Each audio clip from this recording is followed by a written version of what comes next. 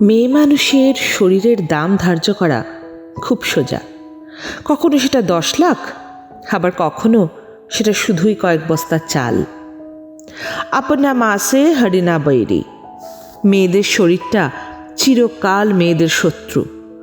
একটা শরীর ছাড়া মেয়েদের শুধু মানুষ ভাবতে পারে না কেন কেউ? আমি কমলিকা। আমার গল্পের রংমশাল চ্যানেলে আমি আপনাদের শোনাই নানা স্বাদের নানা রকম গল্প। আজ আপনাদের শোনাবো মানিক বন্দ্যোপাধ্যায়ের লেখা নমুনা। তাহলে শুরু করা যাক আজকের গল্প।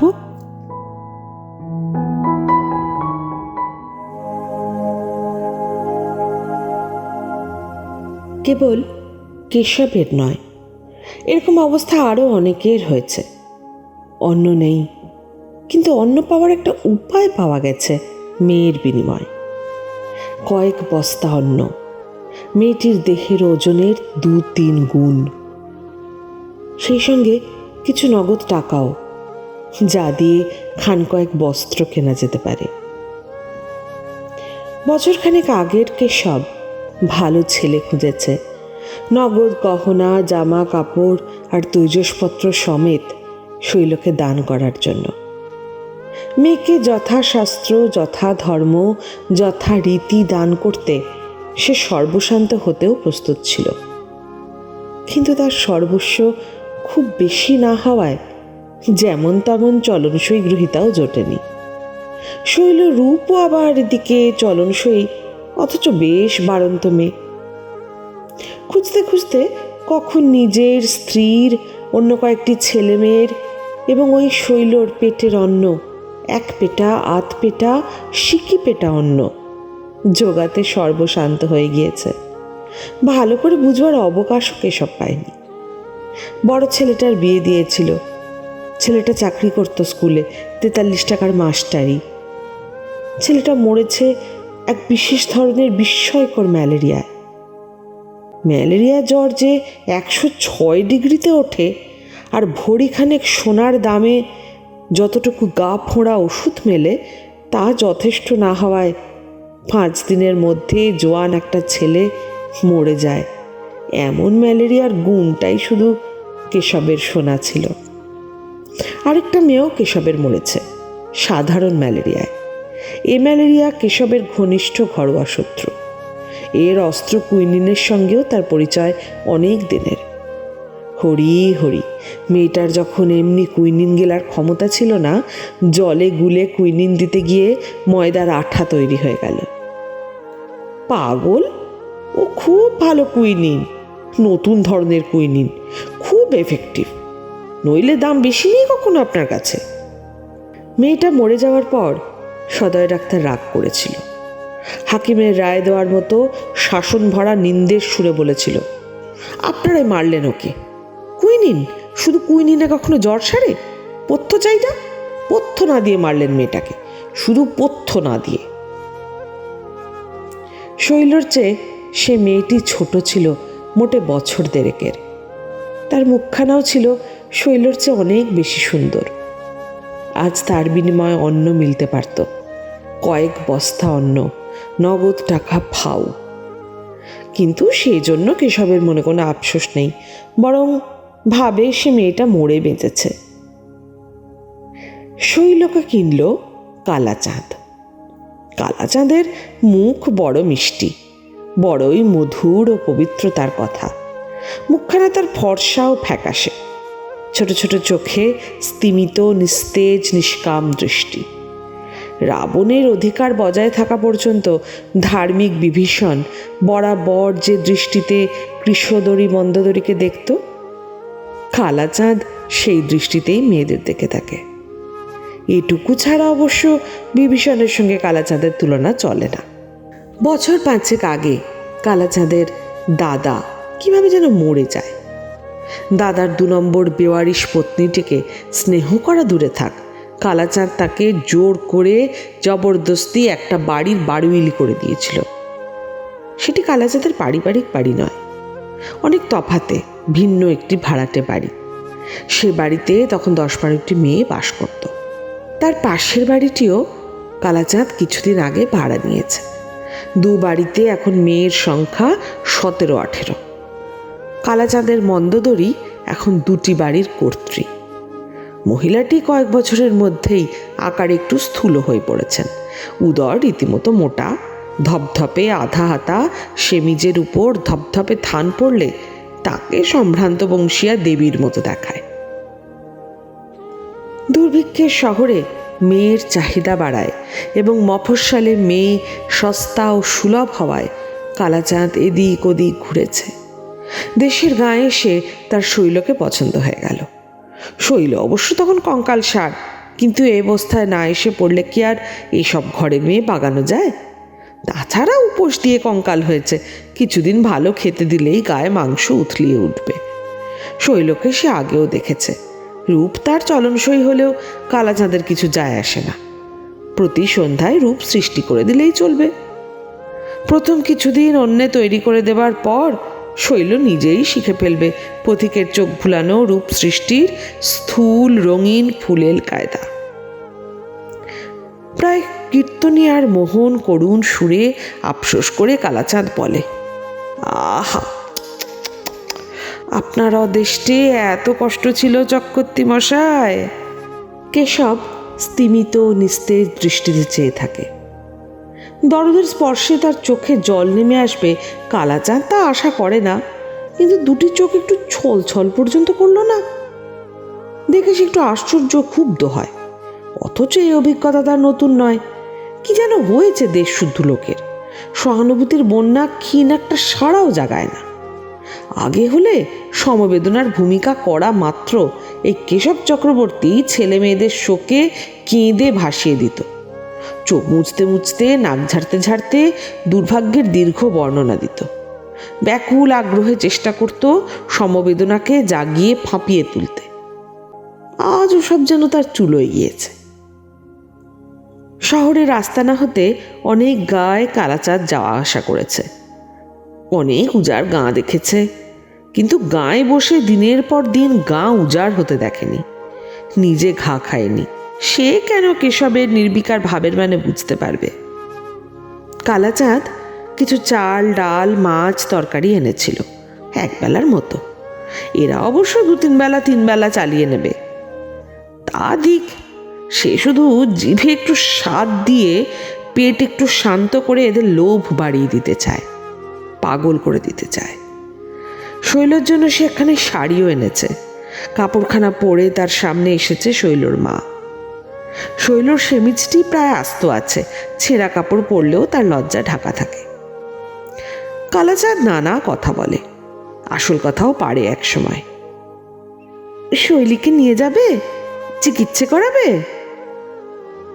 আগে হ্যাঁ, বড় কষ্ট হয় মেয়েটার কষ্ট দেখে। কালাচাঁদের নারীমেদ আশ্রমিক ব্যবসা সম্পর্কে কানাঘুষো কেশবের কানেও এসেছিল। সে চাপা আর্ত কণ্ঠে বলে, তোমার বাড়িতে রাখবে? শৈলীকে বাড়িতে রাখবে তোমার?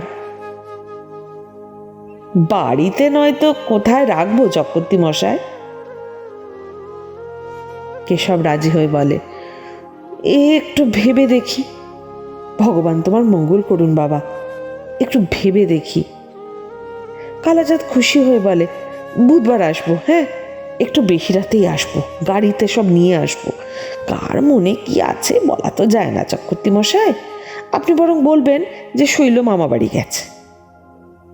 কেশব চোখ বুজে বলে, কেউ জানতে চাইবে না বাবা, কারো অত জানবার গরজ আর নেই।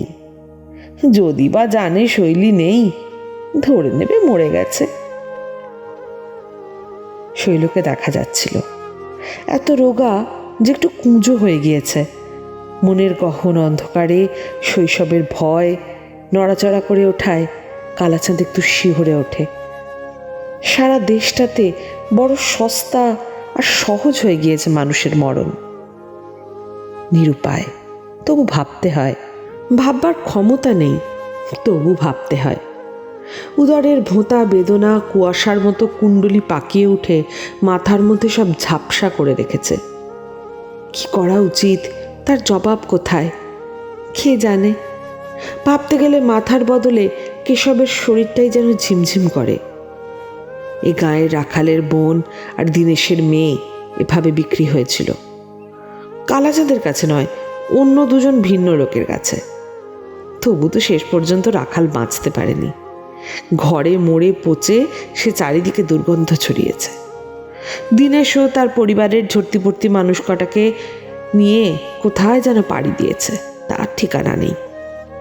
তাছাড়া ওরা কেউ বামুন নয়, ঠিক কেশবের মতো ভদ্রও নয়, শূদ্র জাতীয় সাধারণ গেরস্থ মানুষ। ওরা যা পেরেছে, কেশবের কি তা পারা উচিত? বুকটা ধরফর করে কেশবের। তার মৃতদেহের নাড়ি সচল হয়। তালা ধরা কানে শঙ্খ ঘণ্টা সংস্কৃত শব্দের গুঞ্জন শোনে। চুলকানি ভরা ত্বকে স্নান ও তসরের স্পর্শ পায়। পচা মরার স্মৃতিভ্রষ্ট নাকে ফুলচন্দনের গন্ধ লাগে। বন্ধ করা চোখের সামনে এলোমেলো উল্টোপাল্টাভাবে ভেসে আসে ছাতনাতলা, যজ্ঞাগ্নি, দান সামগ্রী, চেলিপড়া শৈল, সারি সারি মানুষের সামনে সারি সারি কলাপাতা। মনে যেন পড়তে থাকে সে শৈলের বাপ।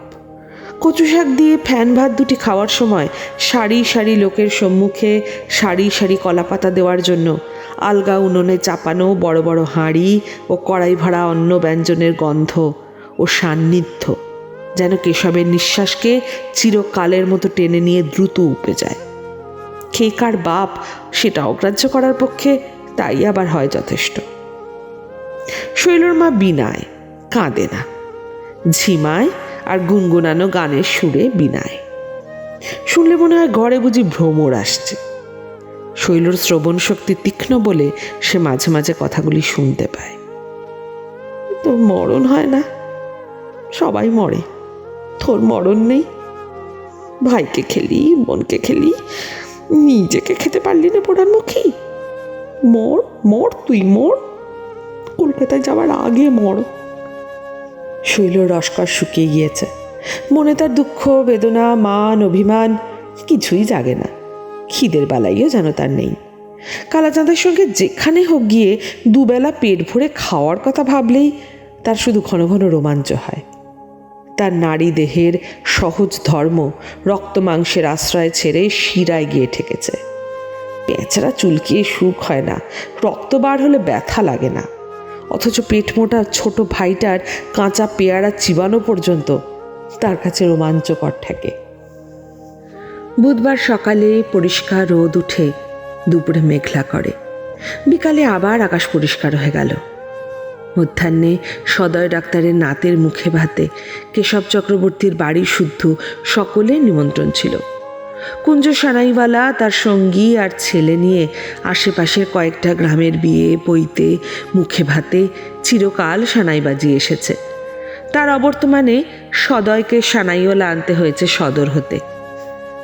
সপরিবার নিমন্ত্রণ রেখে কোনো মতে বাড়ি এসে কেশব সপরিবারে মাদুরের বিছানায় এলিয়ে পড়ল। পেট ভরে খেলে যে মানুষের এরকম দম আটকে মরণ দশা হয়, এটা তারা জীবনে আজ টের পেল প্রথম। সন্ধ্যা পর্যন্ত তারা এমনিভাবে অর্ধচেতন অবস্থায় পড়ে রইল যেন জ্ঞানহারা মাতালরা ঘুমোচ্ছে। পথে একবার এবং বাড়িতে কয়েকবার বমি করায় শৈলর ঘুমটাই হলো কেবল অনেকটা স্বাভাবিক। কেশবের পেটে যন্ত্রণা আরম্ভ হওয়ায় সেই কাছে বসে তার পেটে খালি হাত মালিশ করে দিতে লাগলো। বাড়িতে তো তেল ছিল না। পেটের ব্যথা কমতে রাত হয়ে গেল। কেশবের তখন মানসিক সংস্কারগুলি ব্যথায় টনটন করছে। কালাচাঁদ এলো অনেক পরে। রাত্রি তখন গভীর। পাড়ার খানিক তফাতে নির্জনে গাড়ি রেখে সে একজন লোক সঙ্গে করে এসেছে।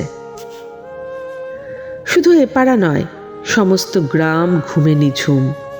কেবল কেশবের মনে হচ্ছিল অনেক দূরে সদয় ডাক্তারের বাড়িতে যেন তখনও অস্পষ্ট সুরে সানাই বাজছে। কেশব কেঁদে বলল, ও বাবা কালাচাঁদ, আগে এমনিভাবে মেয়েকে আমার কেমন করে যেতে দেব? আমার বিয়ের যোগ্যী মেয়ে। এই তো দোষ আপনাদের, আমাকে বিশ্বাস হয় না? বলুন তবে কি করব? মালপত্র গাড়িতে আছে, 3 বস্তা চাল। কেশব চুপ করে থাকে। টর্চের আলোয় কালাচাঁদ একবার তার মুখ দেখে নেয়, চোখ দেখে নেয়।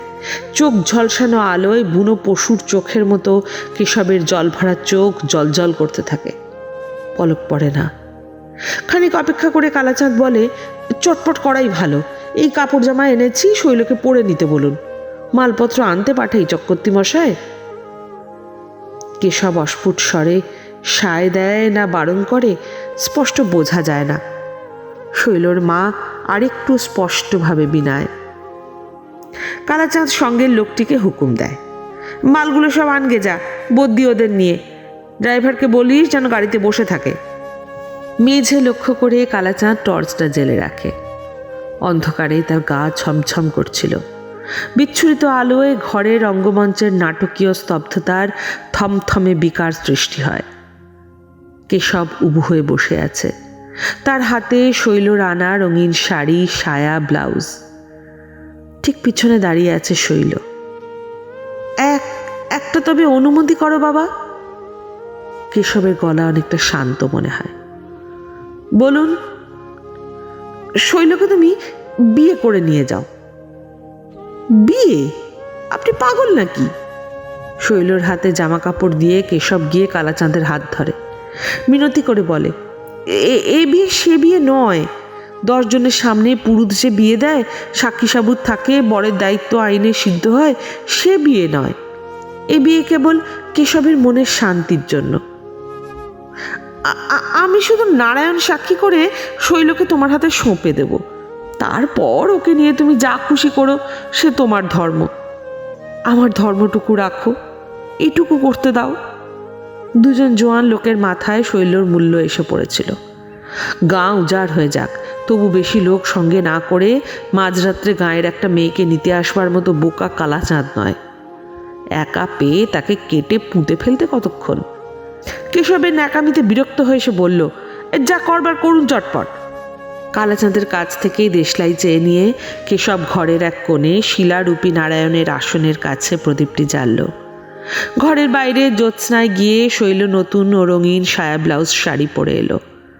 প্রদীপে সামান্য তেল ছিল। কেশবের নারায়ণ সাক্ষী করে কন্যাদানের প্রক্রিয়ার সমস্ত ক্ষণ শৈলর বারবার মনে হতে লাগলো, প্রদীপের তেলটুকু মালিশ করলে বাপের পেট ব্যথা হয়তো তাড়াতাড়ি কমে যেত। অতক্ষণ বাপ তার কষ্ট পেত না পেটের ব্যথায়। নিবু নিবু প্রদীপের আলোয় কালাচাঁদ আর শৈলর হাত একত্র করে কেশব বিড়বিড় করে মন্ত্র পড়ে। কালাচাঁদ দারুণ অস্বস্তি বোধ করতে করতে তাগিদ আদায়, শিগগির করুন। ঘরে যে ঠাকুর আছেন সে জানত না। ঠাকুর দেবতার সঙ্গে এসব ইয়ার্কি ফাজলামি তার ভালো লাগে না, একটু ভয় করে, মনটা অভিভূত হয়ে পড়তে চায়। গৃহস্থের শান্ত পবিত্র অন্তঃপুরে জলচৌকিতে শুকনো ফুলপাতায় অধিষ্ঠিত দেবতা, সৎ ব্রাহ্মণের মন্ত্রোচ্চারণ, নির্জন মাঠ ঘাট প্রান্তরের মফস্বলে পুঞ্জীভূত মধ্যরাত্রির নিজস্ব ভীতিকর রহস্য তাকে কাবু করে দিতে চায়। মনে মনে নিজেকে গাল দিতে দিতে সে ভাবে, এ বুড়োর পাগলামিতে রাজি না হওয়াই তার উচিত ছিল। প্রদীপটা নিভে যাওয়া মাত্র কালাচাঁদ হাত টেনে নিল। তার হাতে শৈলর হাত ঘামে ভিজে গিয়েছিল। কালাচাঁদের গাও ঘেমে গিয়েছিল।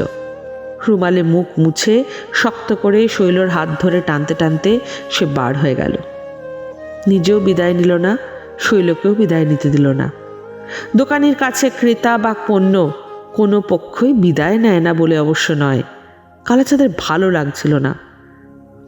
শৈলও বনে গেছিল।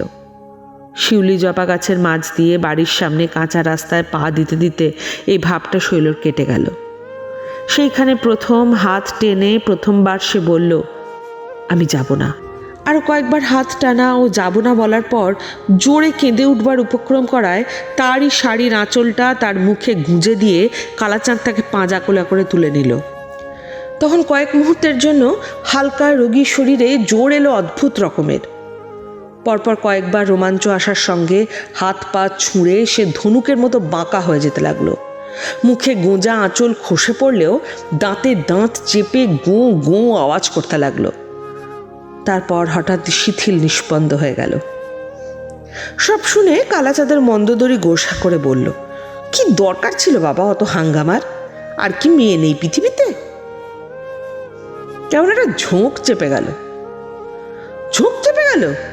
মাইরি, ওই একটা বোঁচা নাকি কালো হাড়গিলেকে দেখে ঝোঁক চেপে গেল? দুত্তরি, সে ঝোঁক নাকি? কিন্তু মন্দোদরীর সন্দেহ গেল না। পুরুষের পছন্দকে সে অনেক কাল নমস্কার করেছে। আগা মাথাহীন উদ্ভট সে জিনিস। শৈলর জন্য কালাচাঁদের মাথা ব্যথা, আদর যত্ন ও বিশেষ ব্যবস্থার বাড়াবাড়িতে সন্দেহটা দিন দিন ঘন হয়ে আসতে লাগলো। সাদা থান ও সেমিজ পরা ভদ্রঘরের দেবীর মতো যে মন্দোদরী, তার চোখে দেখা দিল কুটিল কালো চাউনি। শৈলকে দেখতে ডাক্তার আসে, তার জন্য হালকা দামি ও পুষ্টিকর পথ্য আসে। অন্য মেয়েগুলিকে তার কাছে ঘেঁষতে দেওয়া হয় না। কালাচাঁদ তার সঙ্গে অনেক সময় কাটায়। একদিন ব্যাপারটা অনেকখানি স্পষ্ট হয়ে গেল। শৈলর চেহারাটা তখন অনেকটা ফিরেছে। ওকে বাড়ি নিয়ে যাব ভাবছিলাম। কেন? মনটা খুঁতখুত করছে। ধরতে গেলে ও আমার বিয়ে করা বউ। ঠাকুরের সামনে ওর বাবা মন্ত্র পড়ে ওকে আমার সঙ্গে বিয়ে দিয়েছে। আমি বলি কি, বাড়ি নিয়ে যাই, এক কোণে পড়ে থাকবে দাসী চাকরানির মতো। দুজনে প্রচণ্ড কলহ হয়ে গেল। বাস্তব, অশ্লীল, কুৎসিত কলহ। কালাচাঁদ রাগ করে একটা মদের বোতল হাতে করে শৈলর ঘরে গিয়ে ভিতর থেকে খিল বন্ধ করে দিল। পরদিন দুপুরে সে গেল বাড়ি। স্ত্রীর সঙ্গে বাকি দিনটা বোঝাপড়া করে সন্ধ্যার পর গাড়ি নিয়ে শৈলকে আনতে গেল। বাড়িতে ঢুকতেই মন্দোদরী তাকে নিজের ঘরে টেনে নিয়ে গেল। শৈলের ঘরে লোক আছে? কালাচাঁদের মাথায় যেন আগুন ধরে গেল। মনে হলো মন্দোদরীকে সে বুঝি খুন করে ফেলবে। লোক আছে আমার বিয়ে করা স্ত্রীর ঘরে? মন্দোদরী নিঃশব্দে মোটা একতারা নোট বার করে কালাচাঁদের সামনে ধরল। একটু ইতস্তত করে নোটগুলি হাতে নিয়ে কালাচাঁদ সন্তর্পণে গুনতে আরম্ভ করল। গোনা শেষ হবার পর মনে হলো সে যেন মন্ত্র বলে ঠান্ডা হয়ে গেছে। লোকটা কে? সেই গজেন, চাল বেচে লাল হয়ে গেছে। নোটের মোটা তাড়াটা নাড়াচাড়ার সঙ্গে কালাচাঁদের চোখ মুখে নিঃশব্দ বিস্ময় ও প্রশ্ন অনুমান করে সে আবার বলল, খেয়াল চেপেছে? ও আবার বেশি টাকা কি? গেও কুমারী খুঁজছিল।